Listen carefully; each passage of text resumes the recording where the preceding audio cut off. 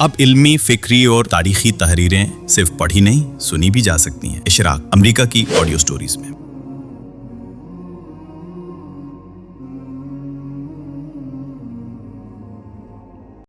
फ़िरऔन की लाश और कुरान मजीद का बयान। तफसीरी आरा का एक तहकीकी और तज्ज़ियाती मुताला सवाल व जवाब के उसलूब में। सवाल: क्या फ़िरऔन की लाश के बारे में कुरान मजीद ने कहीं ये फरमाया है उसकी लाश को अल्लाह ताला क़यामत तक बाकी रख कर लोगों के लिए निशान इबरत बनाएंगे? जवाब: जी नहीं, ये बात कुरान मजीद में कहीं बयान नहीं हुई है। सवाल: क्या ये बात कुरान मजीद में मज़कूर है कि इसकी लाश को अल्लाह ताला बाद की नस्लों या ज़मानों के लिए महफूज रखेंगे ताकि लोग इसको देख कर इबरत हासिल करते रहें? जवाब: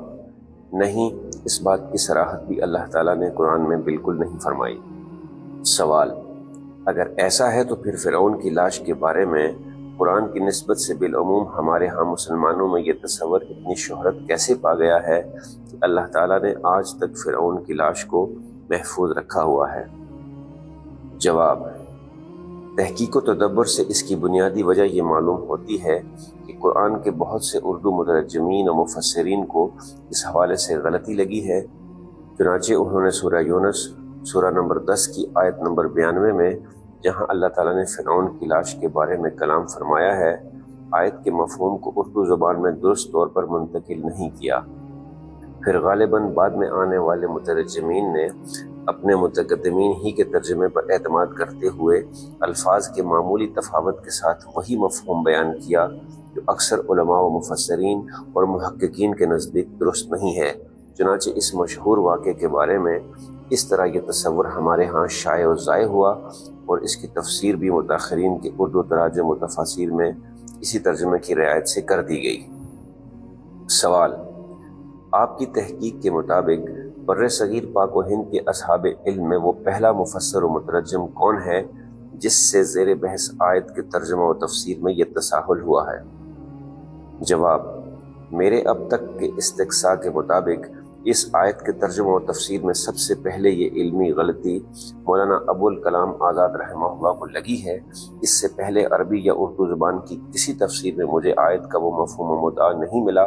जो मौलाना आज़ाद ने अपनी तफसीर तर्जुमानुल कुरान में बयान फरमाया है, और फिर उनके बाद असर हाज़िर के और बिलखुसूस दबिस्तान शिबली के कई उलमा ने अपनी तफासीर में गोया मौलाना आज़ाद ही के तर्जुमा और तफसीर को अपने अपने उसलूब में बयान किया है। सवाल: मौलाना आज़ाद के बाद ये उर्दू के कौन से मशहूर कुरानी तराजुम व तफासीर हैं जिनमें आपके ख़याल में इस आयत के तर्जुमा व तफसीर में अहले इल्म से तसाहुल हुआ है? जवाब: मौलाना अबुल कलाम आज़ाद के अलावा इस हवाले से सैयद अबुल अला मौदूदी, इमाम अमीन अहसन इस्लाही, मौलाना वहीदुद्दीन ख़ान, मुफ्ती तकी उस्मानी साहब और उस्ताद जावेद अहमद गामदी साहब के तराजुम व तफसीर मिसाल के तौर पर पेश किए जा सकते हैं, जिनकी तफसील दर्ज झैल है। मौलाना आज़ाद ने तर्जुमा किया है, फल यौमा नुनज्जीका बिबदनिका लितकूना लिमन खल्फका आया, बस आज हम ऐसा करेंगे कि तेरे जिस्म को समुंदर की मौजों से बचा लेंगे ताकि तू उन लोगों के लिए जो तेरे बाद आने वाले हैं कुदरत हक की एक निशानी हो।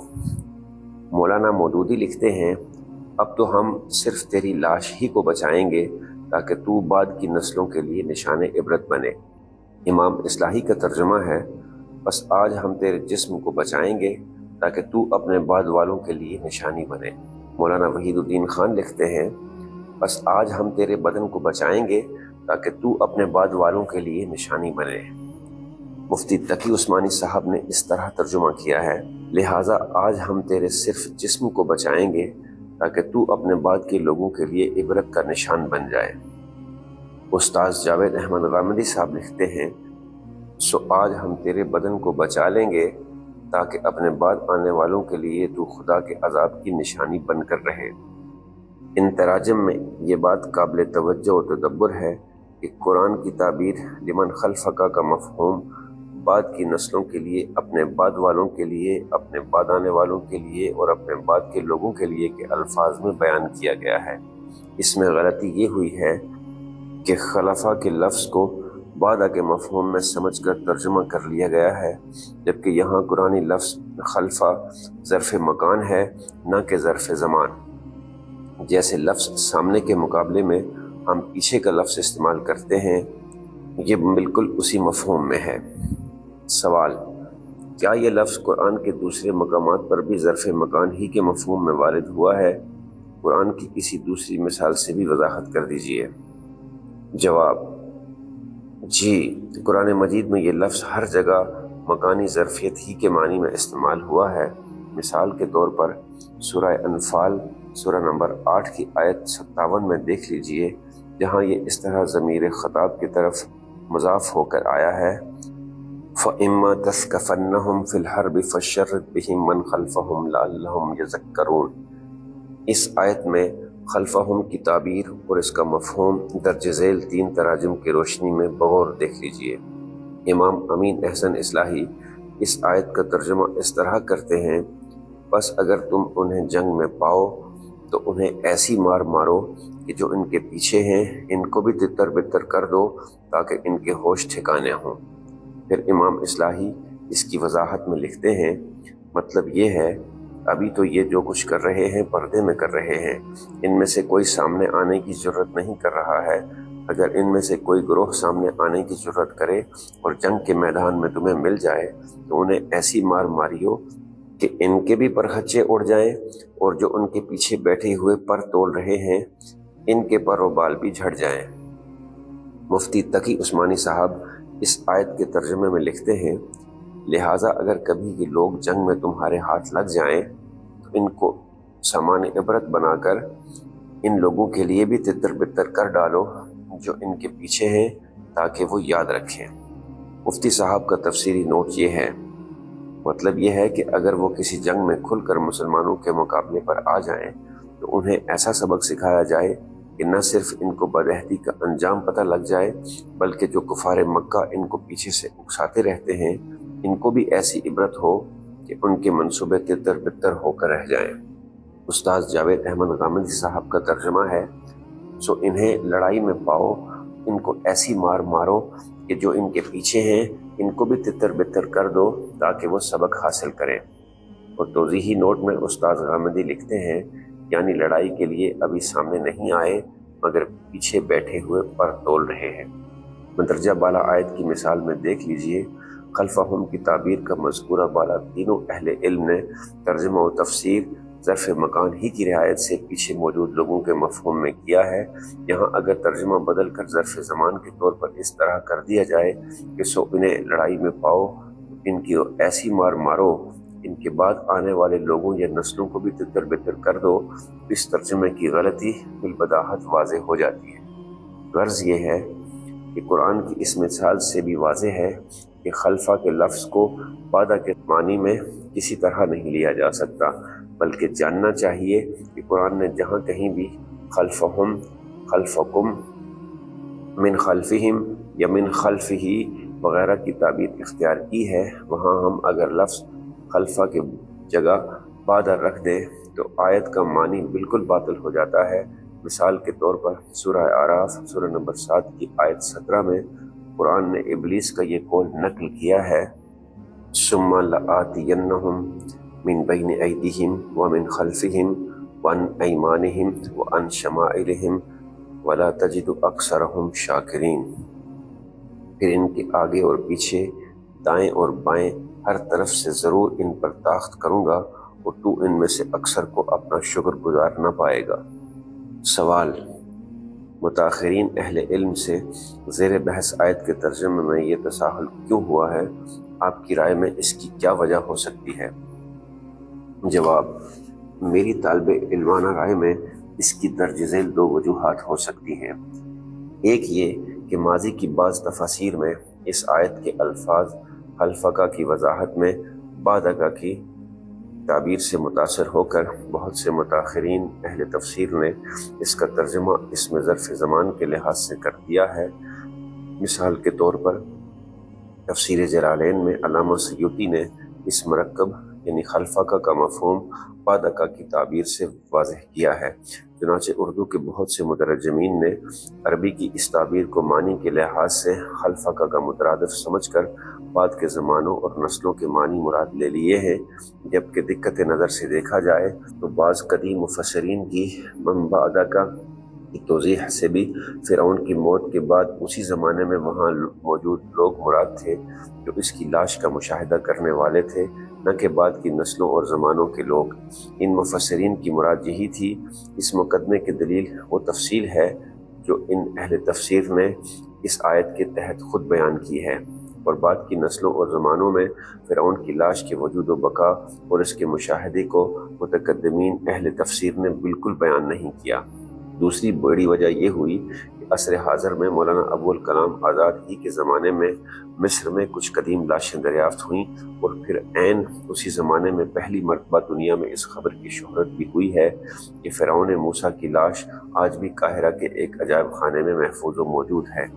तरह के ये मुकदमा इल्म आसार की रूह से बिल्कुल साबित नहीं है। चुनाचे मौलाना आज़ाद की पैरवी में मुताखरीन के यहाँ इस आयत का तर्जुमा और तफसीर करते हुए बिलखुसूस इस खबर के बारे में किल्लत इल्म व तहकीक की वजह से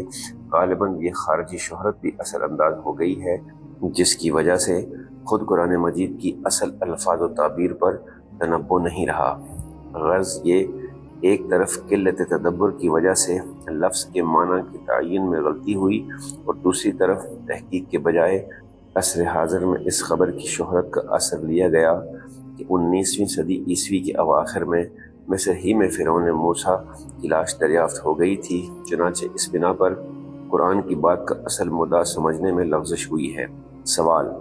ज़ेर बहस आयत के दुरुस्त उर्दू तर्जुमा व तौज़ीह की मिसालें आपके नज़दीक हमें किन अहले इल्म के यहाँ मिल सकती हैं? जवाब: मेरे अब तक के इस्तिक़सा के मुताबिक उर्दू तराजुम में कुरान के अव्वलीन मुतरजम मौलाना शाह रफ़ीउद्दीन देहलवी और मौलाना शाह अब्दुल कादिर मुहद्दिस देहलवी ने, और फिर इनके बाद मौलाना अशरफ अली थानवी, मौलाना शबीर अहमद उस्मानी और मुफ्ती मोहम्मद शफ़ी उस्मानी ने कुरान की अरबियत के लिहाज से ज़ेर बहस आयत का अपने तराजुम व तफसीर में बिल्कुल दुरुस्त तर्जुमा किया है। लफ्ज़ के मफ़हूम की तायीन में इन असहाब इल्म को कोई गलती नहीं लगी। शाह अब्दुल कादिर साहब और मुफ्ती शफ़ी उस्मानी साहब ने इस आयत के हाशिया और तफसीर में भी इसकी जो तौज़ीह बयान की है, उसमें भी उन्होंने ऐसा कोई मफ़हूम बयान नहीं किया जिससे ये मुतबादर हो कि फ़िरऔन की लाश को बाद के ज़मानों तक बाकी रखने का कुरान ने कोई दावा किया है। शाह रफ़ीउद्दीन साहब ने इस आयत का लफ्ज़ी तर्जुमा इस तरह किया है: फ़ल-यौम नुनज्जीका बिबदनिका लितकूना लिमन खल्फ़का आया, बस आज निजात देंगे हम तुझको साथ बदन तेरे के, ताकि हो तू वास्ते उन लोगों के पीछे तेरी है निशानी। शाह अब्दुल कादिर साहब ने आयत का बामुहावरा तर्जुमा इस तरह किया है: सो आज बचावेंगे हम तुझको तेरे बदन से, तो होवे तू अपने पिछलों को निशानी। इसकी तौज़ीह में शाह साहब लिखते हैं: जैसा कि बेवक्त ईमान लाया बेफ़ायदा, वैसे ही अल्लाह ने मर गए पीछे इसका बदन दरिया में निकाल कर टीले पर डाल दिया कि बनी इसराइल देख कर शुक्र करें और इबरत पकड़ें, इसको बदन बचने से क्या फ़ायदा। मौलाना अशरफ अली थानवी का तर्जुमा है: आज हम तेरी लाश को पानी में तहनशीन होने से निजात देंगे ताकि उनके लिए मौजब इबरत हो जो तेरे बाद में मौजूद हैं। मौलाना शबीर अहमद उस्मानी ने इस आयत का तर्जुमा इन अल्फाज में किया है: सो आज बचाए देते हैं हम तेरे बदन को, ताकि होवे तू अपने पिछलों के वास्ते निशानी। मुफ्ती मोहम्मद शफ़ी उस्मानी ने अपनी तफसीर मारिफुल कुरान में इस आयत का हूबहू यही तर्जुमा किया है जो शबीर अहमद उस्मानी साहब ने बयान किया है। फिर खुलासा तफसीर में मुफ्ती साहब लिखते हैं: सो बजाय निजात मतलूबा के आज हम तेरी लाश को पानी में तहनशीन होने से निजात देंगे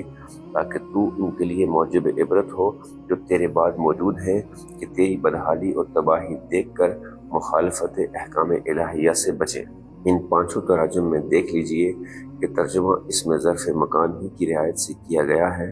बाद की नस्लों के लिए, अपने बाद वालों के लिए, अपने बाद आने वालों के लिए जैसे कोई अल्फाज इस्तेमाल नहीं किए गए हैं। सवाल: ज़ेर बहस आयत की शरह वज़ाहत में क्या कोई हदीस नबवी वारिद हुई है? जवाब: जी नहीं। इस बाब में नबी सल्लल्लाहु अलैहि वसल्लम ने نہ خود کوئی بات ارشاد فرمائی ہے اور نہ صحابہ رضی اللہ عنہم کے کسی سوال کے جواب میں اس آیت کے بارے میں آپ کا کوئی ارشاد کہیں نقل ہوا ہے۔ حدیث و آثار کے تمام مصادر اس سے بالکل ساکت ہیں۔ سوال: اس آیت کے بارے میں کسی صحابی کا کوئی اثر روایتوں میں نقل ہوا ہے؟ جواب: ابن جریر طبری اور حافظ ابن کثیر نے اپنی تفسیروں میں طبقہ صحابہ میں سے صرف سیدنا ابن عباس رضی اللہ عنہ سے اور تابعین کے بعض علماء کی نسبت سے زیر بحث آیت کے بارے میں یہ واقعہ نقل کیا ہے کہ فرعون کے سمندر میں غرق ہو کر ہلاک ہونے کی خبر پر بنی اسرائیل کے بعض لوگوں نے جو سیدنا موسیٰ کے ساتھ سمندر پار کر چکے تھے شک کا اظہار کیا تھا۔ چنانچہ اللہ تعالیٰ کے حکم پر سمندر نے فرعون کی لاش کو نگلنے کے بجائے باہر لا کر زمین پر ایک ذرا اونچی جگہ پر ڈال دیا تاکہ سیدنا موسیٰ کی قوم اسے اس طرح اپنی آنکھوں سے مردہ حالت میں دیکھ کر اس کی ہلاکت کا یقین حاصل کر لیں۔ سیدنا ابن عباس کے سوا اس باب میں کسی دوسرے صحابی سے کوئی اثر منقول نہیں ہے۔ سوال: کیا امہات تفاسیر میں کسی مفسر نے زیر بحث آیت سے یہ مفہوم اخذ کیا ہے کہ قرآن نے یہاں فرعون کی لاش کو بعد کے زمانوں کے لیے محفوظ رکھنے کی بات فرمائی ہے تاکہ آئندہ آنے والے زمانوں میں انسان اس لاش کو دیکھ کر عبرت حاصل کرتے رہیں؟ جواب: جی نہیں، آیت کا یہ مدعا طبری، زمخشری اور رازی نے بھی اپنی تفاسیر میں بیان نہیں کیا۔ اسی طرح قرطبی، بیضاوی، ابن کثیر، سیوطی اور شوکانی کی تفاسیر میں بھی اس آیت کی یہ توضیح کسی مفسر نے بیان نہیں کی ہے۔ یہ معنی و مفہوم اگر وہ قرآن کی اس آیت سے سمجھ لیتے اور بیان کرتے، جس کا لازمی تقاضا یہ تھا کہ یہ سب اپنے اپنے زمانوں میں اس لاش کا مصداق بھی زیر بحث لاتے اور کسی نہ کسی علاقے میں اس کی موجودگی کا پتہ بھی دیتے، جبکہ یہ حقیقت ہے کہ فرعون کا یہ واقعہ قرآن سے بھی 2000 سال قدیم ہے اور خود نزول قرآن کے کم و بیش 1300 سال بعد تک بھی فرعون کی لاش کا دنیا میں کہیں کوئی ذکر موجود نہیں تھا۔ سوال: اوپر جو واقعہ سیدنا ابن عباس اور دوسرے علماء سلف کی نسبت سے نقل ہوا ہے کہ فرعون کی لاش کی صورت میں نشانی دراصل بنی اسرائیل کے بعض لوگوں کو فرعون کی موت کی یقین دہانی کے لیے دکھائی گئی تھی، اس کے بارے میں آپ کیا کہتے ہیں؟ جواب: جی، یہ واقعہ سلف و خلف کے اکثر مفسرین نے بیان کیا ہے۔ مفتی شفیع عثمانی صاحب نے بھی معارف القرآن میں اسے بیان کرتے ہوئے لکھا ہے کہ اس کا واقعہ یہ ہے کہ دریا عبور کرنے کے بعد جب حضرت موسیٰ علیہ السلام نے بنی اسرائیل کو فرعون کے ہلاک ہونے کی خبر دی تو وہ لوگ فرعون سے کچھ اس قدر مروب و مغلوب تھے کہ اس کا انکار کرنے لگے اور کہنے لگے کہ فرعون ہلاک نہیں ہوا ہے۔ اللہ تعالیٰ نے ان کی رہنمائی اور دوسروں کی عبرت کے لیے دریا کی ایک موج کے ذریعے سے فرعون کی مردہ لاش کو ساحل پر ڈال دیا، جس کو سب نے دیکھا اور اس کے ہلاک ہونے کا یقین آیا اور اس کی یہ لاش سب کے لیے نمونہ عبرت بن گئی۔ پھر معلوم نہیں کہ اس لاش کا کیا انجام ہوا۔ جس جگہ فرعون کی لاش پائی گئی تھی آج تک وہ جگہ جبل فرعون کے نام سے معروف ہے۔ راقم الحروف کے نزدیک تفاسیر میں منقول اس واقعے پر دقت نظر سے دیکھا جائے تو درایت کے اعتبار سے درج ذیل 4 اشکالات وارد ہوتے ہیں۔ ایک یہ کہ سیدنا موسیٰ علیہ السلام کے زمانے کا یہ واقعہ اگرچہ واقعی سیدنا ابن عباس رضی اللہ عنہ یا تابعین کے بعض اہل علم نے بیان کیا ہے تو اپنے زمانے سے کم و بیش 2000 سال قبل کے اس واقعے کا ماخذ ان حضرات کے پاس کیا تھا، جبکہ اس واقعے سے متعلق تورات بھی بالکل خاموش ہے اور خود رسالت مآب صلی اللہ علیہ وسلم کا کوئی ارشاد خود صحابہ رضی اللہ عنہم کے پاس بھی موجود نہیں ہے۔ دوسرے یہ کہ سیاق آیت اور موقع کلام کی روشنی میں اس تفسیر سے جو مدعا بنتا ہے وہ اس طرح ہے کہ عہد موسیٰ میں اللہ تعالیٰ نے فرعون سے مخاطب ہو کر عین اس کی موت کے وقت اس کی توبہ کو رد کرتے ہوئے یہ فرمایا، اب تو اپنے انجام سے بالکل نہیں بچ سکتا، البتہ بنی اسرائیل کے بعض لوگوں کو جو عنقریب تیری موت کی خبر پر شک کریں گے، تیری موت کی نشانی انہیں آنکھوں سے دکھانے کی غرض سے ہم تیرے مردہ جسم کو سمندر سے بچا کر زمین پر بنی اسرائیل کے سامنے ڈال دیں گے۔ اس توضیح کی روشنی میں دقت نظر سے دیکھا جائے تو آیت کا مقدمہ یہ بنتا ہے کہ جس موقع پر اللہ تعالیٰ فرعون کو عین اس کی موت سے قبل اس کی توبہ کو رد فرما کر اس کی ہلاکت اور برے انجام کی وعید براہ راست سنا رہے ہیں، عین اس وقت بنی اسرائیل کے لوگوں کا اس کی موت کے بارے میں شک جو ابھی معرض وجود میں بھی نہیں آیا تھا، اس کو رفع کرنے کا اپنا بندوبست بھی اللہ تعالیٰ خود فرعون سے بیان فرما رہے ہیں۔ یعنی خدا اگر یہی ہے تو سوال پیدا ہو جاتا ہے کہ یہ بات خود فرعون کو مخاطب کر کے اس کی موت سے قبل کیوں کہی جائے گی؟ فرعون کی ہلاکت کو نہ تسلیم کرنے کا اظہار اگر بنی اسرائیل کے بعض لوگوں نے کیا تھا تو ظاہر ہے کہ فرعون کی ہلاکت کے بعد کہ انہوں نے سیدنا موسیٰ کے سامنے کیا ہوگا۔ چنانچہ عقلی اقتضا تو یہی ہے کہ ایسے شک کو دور کرنے کا بندوبست اللہ تعالیٰ خود سیدنا موسیٰ کو بتائیں گے، نہ کہ فرعون کو اس کی ہلاکت سے پہلے۔ چنانچہ یہ بات کسی طرح معقول نہیں ہو سکتی کہ اللہ تعالیٰ نے خود فرعون سے اس کی موت سے پہلے فرمایا کہ اب بنی اسرائیل کو چونکہ تیری موت کا یقین نہیں آئے گا، لہٰذا میں تجھے بتا رہا ہوں کہ تیری لاش کو ان کی یقین دہانی کے لیے سمندر سے نکال کر میں ان کے سامنے ڈال دوں گا۔ تیسرے یہ کہ جب اللہ تعالیٰ فرعون سے مخاطب ہو کر فرما رہے ہیں میں چاہتا ہوں کہ تیری لاش تیرے پیچھے جو لوگ موجود ہیں ان کے لیے نشانی بنے، تو یہاں بنیادی سوال یہ پیدا ہوتا ہے اس موقع پر فرعون کے پیچھے موجود یہ لوگ کون ہیں؟ اس کا جواب یہی ہے کہ فرعون کے پیچھے جو لوگ ہیں وہ اس کی اپنی قبطی قوم اور اسے اپنا معبود ماننے والے اس کے متبعین ہیں جو اس مارکے کے بعد پیچھے مصر میں اس کے منتظر بیٹھے تھے۔ لہذا لمن خلفک کا مصداق تو در حقیقت یہی بن سکتے ہیں جہاں تک بنی اسرائیل کا تعلق ہے جو اصحاب موسیٰ تھے اور فرعون کے تعاقب کے موقع پر وہ اس سے آگے چل رہے تھے نہ کہ پیچھے۔ قرآن کے بیان کے مطابق فرعون خود ان کے پیچھے تھا اور وہ آگے نکل کر سمندر پار کر چکے تھے۔ چنانچہ اس لحاظ سے بھی دیکھا جائے تو بنی اسرائیل یہاں فرعون سے خطاب میں من خلفک کا مصداق نہیں بن سکتے، اس لیے کہ نہ وہ اس کی اپنی قوم کا حصہ تھے اور نہ اس موقع پر محل وقوع کے لحاظ سے اس کے پیچھے تھے۔ لہذا صاف واضح ہے کہ فرعون کے پیچھے تو صرف اس کی اپنی قوم تھی جو واقعتاً اپنے اس معبود کی واپسی کی منتظر بھی تھی، اور فرعون کی ہلاکت اور اس پر خدا کے عذاب کو ان کے لیے نشانی بنانا ہی بالکل معقول و موزوں بات بنتی ہے۔ چوتھے یہ اوپر مذکور مفتی شفیع صاحب کی تفسیر سے معلوم ہوتا ہے کہ فرعون کی لاش ایک متعین جگہ پر پائی گئی تھی جو آج تک جبل فرعون کے نام سے معروف ہے، اور اس کی لاش کو بیک وقت بنی اسرائیل نے بھی دیکھا تاکہ وہ فرعون کی موت کا یقین حاصل کر لیں، اور ساتھ ہی فرعون کی اپنی قوم نے بھی یہ لاش دیکھی تاکہ وہ اپنے معبود باطل کے اس رسوا کن انجام سے عبرت حاصل کریں۔ اب یہاں غور طلب نقطہ یہ ہے کہ فرعون کی موت کے وقت قرآن کے بیان کے مطابق بنی اسرائیل سمندر کے دوسرے پار پہنچ چکے تھے، جبکہ فرعون کی قبطی قوم پیچھے اپنے ہی علاقے میں موجود تھی۔ لہٰذا جبل فرعون کے مقام پر لاش کی موجودگی کو تسلیم کر کے یہ بات کیسے تصور کی جا سکتی ہے کہ دونوں قوموں کے لوگوں نے اسی مقام پر بیک وقت یہ لاش دیکھی تھی؟ خشکی پر یہ جگہ دونوں میں سے کسی ایک ہی مقام پر متصور کی جا سکتی ہے، اور وہ معلوم ہے کہ بحر احمر کا مغربی ساحل ہی ہے۔ لہٰذا قوم فرعون کے ساتھ ضمناً یہ بھی متصور کرنا کہ اسی مقام پر پڑی ہوئی یہ لاش قوم موسیٰ نے بھی سمندر کے دوسرے پار سے دیکھ لی تھی عقلاً محال ہے۔ اس لیے اس کا لازمی تقاضا ہے کہ دونوں قوموں کو مغربی ساحل پر جبل فرعون کے پاس موجود مانا جائے، جو قرآن کے بیان کے مطابق ممکن نہیں ہے۔ مندرجہ بالا داخلی نقد سے یہ محقق ہوتا ہے کہ اس آیت کے تحت سیدنا ابن عباس رضی اللہ عنہ کی طرف منسوب واقعے کو خود قرآن مجید کا متن بھی قبول نہیں کرتا، اور اس پر متعدد عقلی اعتراضات بھی وارد ہوتے ہیں۔